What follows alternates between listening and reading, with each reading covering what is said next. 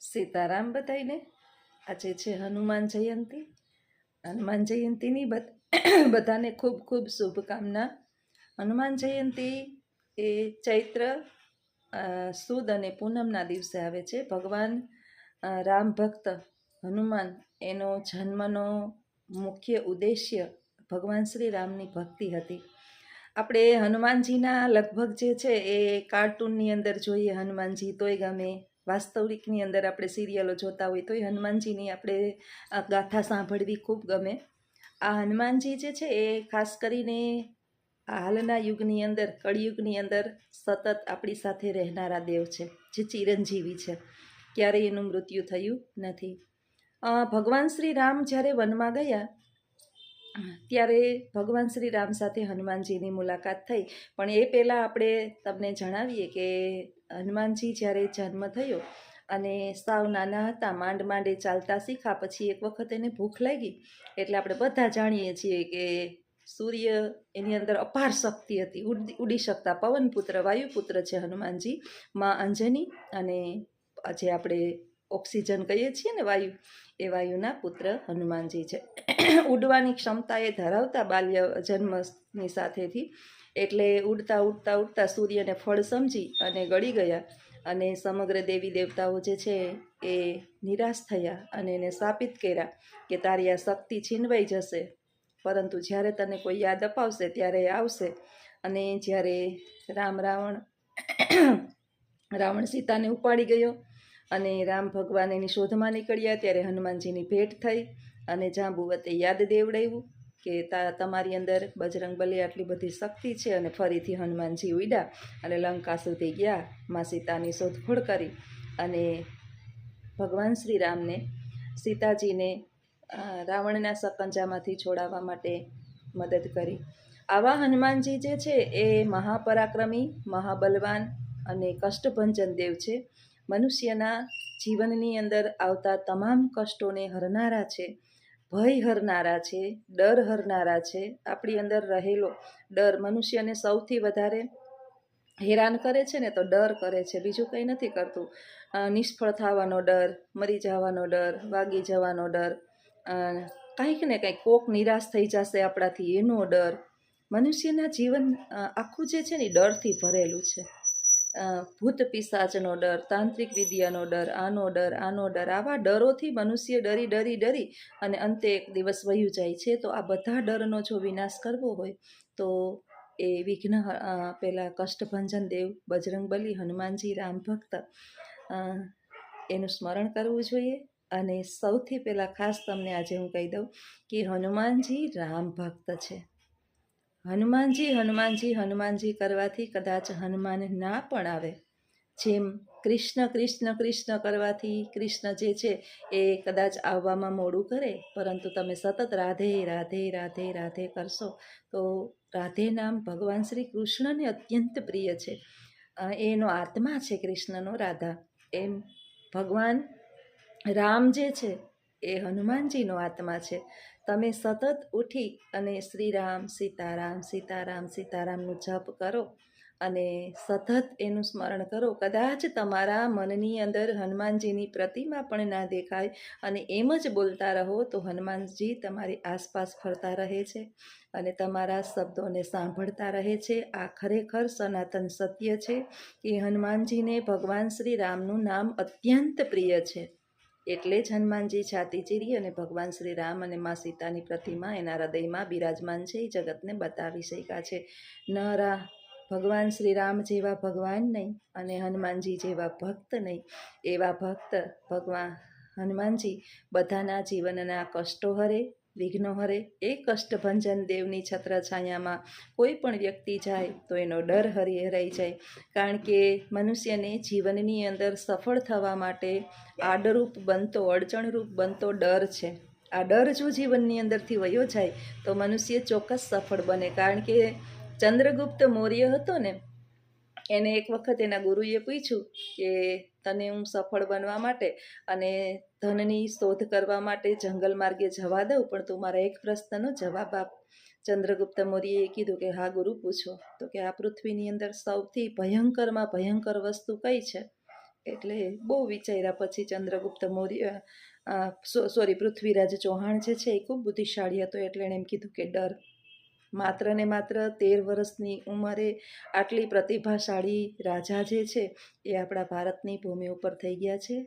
અને ત્યાર પછી એણે સફળતા મેળવી. ખૂબ ધન દોલત જંગલ માર્ગેથી એ શોધીને લઈ આવ્યો. તો આવી જ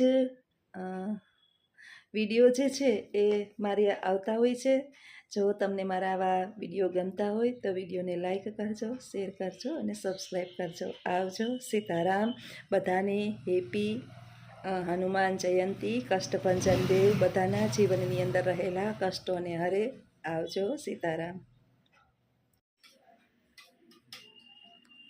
સીતારામ બધાને. સાંજના 8 વાગી ગયા છે. બાને નીંદરમાંથી ઉઠાડી અને બેહી ન થકતા એટલે સોફા ઉપર બેહાડ્યા છે.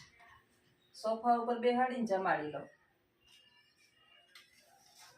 થોડીક વાર બેસે ને તો થાકી જાય, અને હુતા હુતા કાયમ ખવડાવવું યોગ્ય ન ગણાય. નહીં શ્વાસ નળીમાં વહી જાય. જાતું તો નથી, કઈ પ્રોબ્લેમ તો નથી થતી.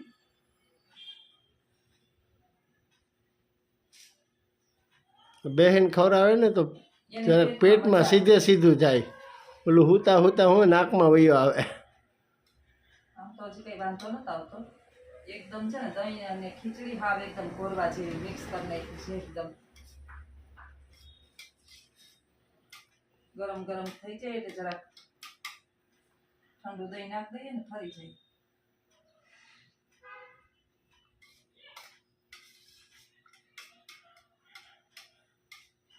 અમારે જમવાનું બાકી છે. અત્યારે કઈ બહુ હોય નહીં. કટક બટક હોય. બપોરે મોડા જમ્યા હોય. બે અઢી તો હવા 2 થઈ ગયા હતા. જમી લીધું તા.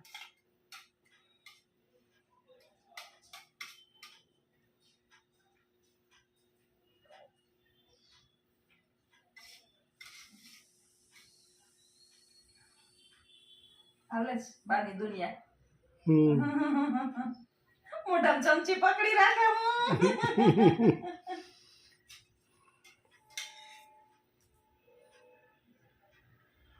કેવું નીંદર માંથી જ ઉઠ્યા હો. નીંદર માંથી ઉઠીને પછી જો બહુ મોડું થઈ જાય ને તો જમાડવાની તાજા હુઈ રહ્યા હતા. હુઈ રહ્યા, ઉઠાડી ને બેહાડ્યા. એ ખારું છે. ગમે એવી નીંદર માંથી ઉઠાડીને ખવડાવો ને એટલે ખાવા માંડે. કોઈ દી ખાવામાં કેવો ખવડાવતા નથી. ભગવાન કઈક તો સુખ આપે ને.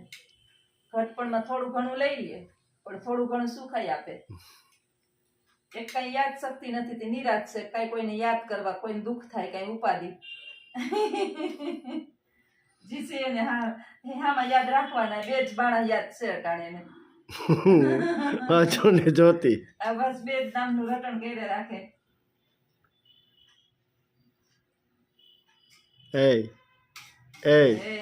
પાણીનું નથી ભૂલતા. ટાંકો ભરાઈ ગયો. બસ ઈ ગમે ત્યાંથી હું મને આમ હાલતી ચાલતી જોવે ને કામ કરતી જોવે ને એ એટલે એક જ કે ટાંકો ભર્યો. પગે બિચારાઓના થાકી જાય છે. સાચી વાત, પગે નથી રાખી શકતા.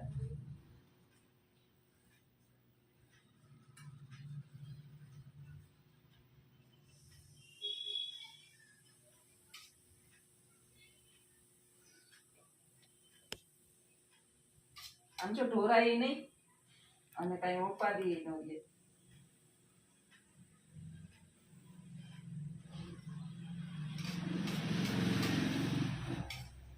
ખોરાક ટાઈમે જડે ને એટલે અસલ નીંદર આવે. શરીરની સંતુલન વાંધો નથી. ટાઈમે ઠંડુ દહીં અસલ ગાયનું હોય એટલે પેટમાં બળતરા ન થાય. વૃદ્ધોને છે ને ટાઈમે જમવા ના મળતું હોય ને એને પછી ટોયલેટના પ્રોબ્લેમ થાય. ઘણાયને મોઢે મેં સાંભળ્યું છે કે ડોક્ટર પાસે એના માટે દવા લેવા જવી પડે. આપણે બાને નિરાશ છે.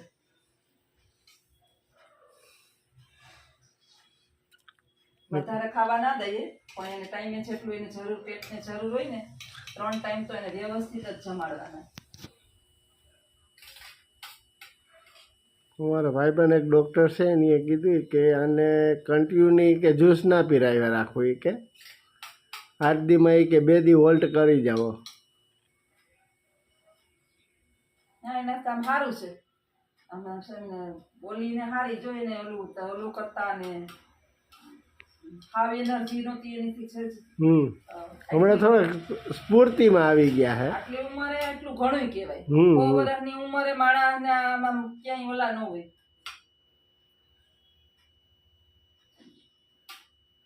ચાલો આવજો બધાય. સીતારામ. આગળ વિડીયોમાં બન્યા રહેજો. આવજો. ખાઈ પીને બેઠા હવે. જેટલી વાર બેહે ને એટલી વાર અમે બેહીએ, પછી જમવા બેસું. ખાધા ભેગા તરત ઉડાવી નથી દેવા. કોણ દેખાય? કોણ છે? હે?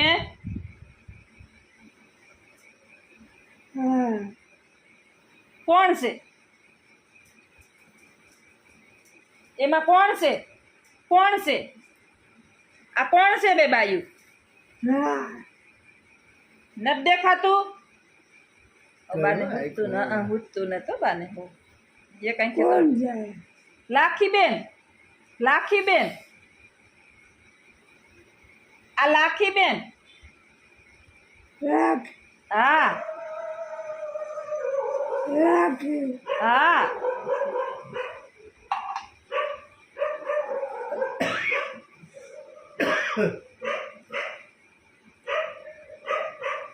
ખાઈ લીધું? ખાઈ લીધું? હજી મોઢું સારવે છે.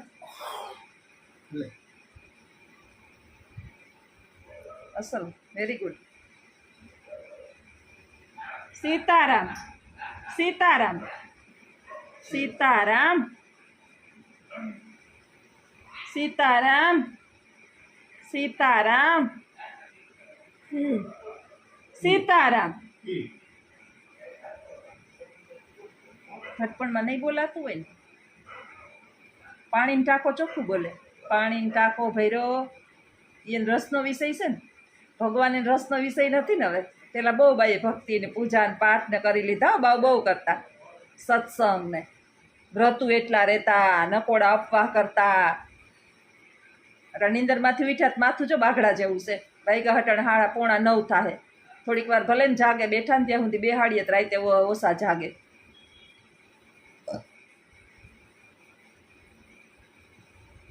મોઢા માતા હું હોય? આ શું છે? આમાં શું છે?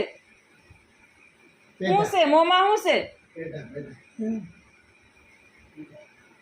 એ ઘટા માણા ને ટેવ પડી ગઈ હોય મોં સારવવાની. લગભગ ઘણાઈને મેં જોયા. દાંત ન હોય ને જીભ સારવતા હોય. શું છે આમાં? આમાં શું છે? એ આમાં શું છે? હે?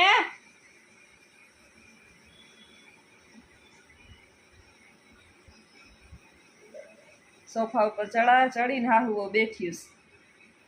હજી ઘણા કામના ઢગલા બાકી છે. હાવ નવરી બજાર થઈને બાપા હાય બેહી ગઈ. જ્યાં સુધી બા ન હોય ત્યાં સુધી આજ મારે જાગવું છે. એમને કાયમ જાગવું પણ આજ બાપા બેહવું છે. કેટલી ઘડી બેહે.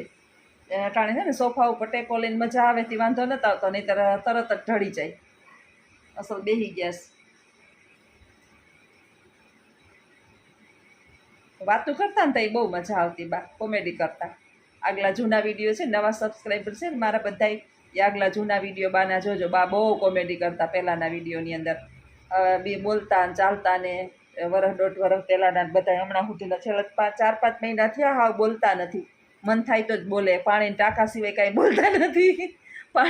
પાણીનો ટાંકો અમને પહેલાં બહુ યાદ આવે. હાવેણી લાવી લઈએ. હજી હાવેણી તોય 4 પગે જતા હમણાં વળી આજે 4 પગે નતા એલા. 2 દીથી હાલતા હતા. વળી આજ પાછા શાંત થઈ ગયા. બાનું હમણાં પ્રકરણ એવું છે. 2 દી લગી અડિયું કાઢે એકદમ, અને 2 દી વળી હાવ શાંત થઈ જાય. શાંત થઈ જાય ત્યાં આપણે એમ થાય કે બાને શું થયું. વળી પાછા હાજા થઈ જાય. એકદમ ડેલા સુધી પહોંચી જાય. કાલ તો ડેલેથી હું લઈ આવી. 4 પગે ઢહેડાતા ડેલા સુધી પહોંચી જાય. આપણું ધ્યાન ન હોય તો આખા પાછા ગમે ત્યાં પહોંચી જાય. હવે હુઈ જાય તો હુવરાવી દો, વાંધો નહીં. હવે હુઈ જાય તો હાલો બધાએ આવજો. અમારે 9 થઈ ગયા છે. જમવાનો ટાઈમ થઈ ગયો. સાંજના 9 થઈ ગયા છે.